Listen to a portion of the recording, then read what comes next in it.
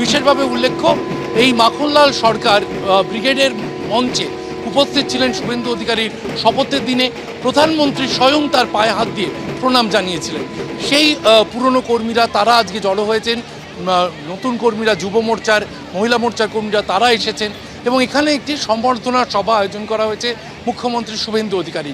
এরপর এখান থেকে বেরিয়ে তিনি সরাসরি চলে যাবেন উত্তরকন্যায়। উত্তরবঙ্গের যে প্রশাসনিক ভবন, সেখানে প্রশাসনিক বৈঠক, উত্তরবঙ্গের জন্য বিশেষভাবে প্রথম প্রশাসনিক বৈঠক করবেন শুভেন্দু অধিকারী। উপস্থিত থাকবেন নিশীথ প্রামাণিক সহ একাধিক মন্ত্রী। রাজ্যের ক্যাবিনেট মন্ত্রী অগ্নিমিত্রা পাল তিনি ভার্চুয়ালি যোগ দেবেন এই বৈঠকে। একাধিক মন্ত্রীদের সঙ্গে নিয়ে শুভেন্দু অধিকারী তিনি উত্তরবঙ্গে এই উত্তরকন্যায় প্রশাসনিক বৈঠক করবেন। সেখানে বেশ কয়েকটা বিষয় উঠে আসার কথা। চা শ্রমিকদের জমি সমস্যার কথা আলোচনা হওয়ার কথা রয়েছে, চা শ্রমিকদের মজুরি নিয়ে আলোচনা হতে পারে। আমরা জানি একদিকে ফুলবাড়ি বর্ডার আছে, একদিকে পানি ট্যাঙ্কি বর্ডার আছে। এই নেপাল ও বাংলাদেশ সীমান্তের এই যে চিকেন নেক, এই চিকেন নেকের সুরক্ষা নিয়ে বিশেষভাবে কোনো আলোচনা হয় কিনা সেদিকে সকলেই তাকিয়ে রয়েছেন।